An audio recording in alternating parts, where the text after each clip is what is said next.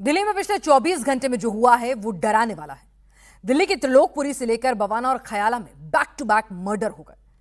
पीरागढ़ी में हत्या हुई थी, आत्महत्या। दिल्ली पुलिस अभी तक किसी फैसले पर नहीं पहुंची है, लेकिन जो कुछ दिल्ली के त्रिलोकपुरी में हुआ वो यकीनन दिल दहलाने वाला।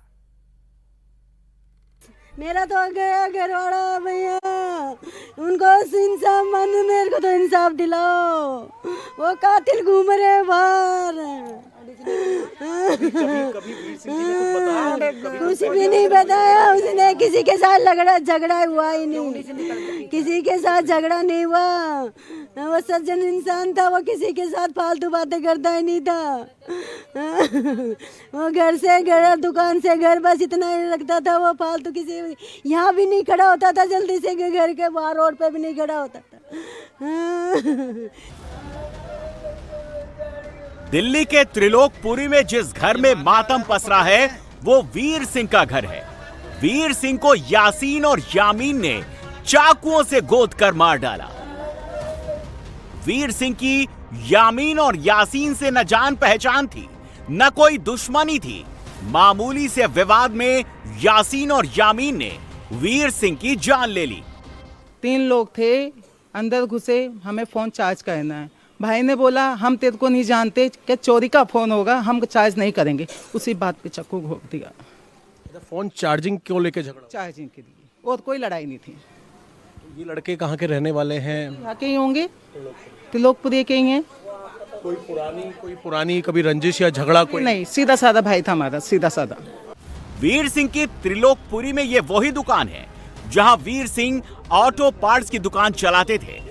यहीं पर यासीन और यामीन ने हत्या की वारदात को अंजाम दिया, जिसमें वीर सिंह के साथ दुकान पर काम करने वाला एक और शख्स भी घायल हो गया। परिवार वालों का आरोप है कि वो 3 थे, एक फरार है। पिछले 24 घंटे में दिल्ली में जो हुआ वो काफी डराने वाला है। दिल्ली के पीरागढ़ी से लेकर बवाना टू खयाला 6 मर्डर हुए हैं, जिससे सनसनी फैल गई है। दिल्ली के बवाना में उस वक्त दहशत मच गई जब प्लास्टिक व्यापारी वैभव गांधी को सड़क पर गोली मारकर उनकी हत्या कर दी गई। बवाना में जान बचाने के लिए व्यापारी वैभव गांधी ने सड़क पर दौड़ लगा दी, लेकिन 3 से 4 सुपारी किलर्स ने गोली मारकर उनकी जान ले ली। वैभव को अस्पताल पहुंचाते तब तक वैभव गांधी की मौत हो गई।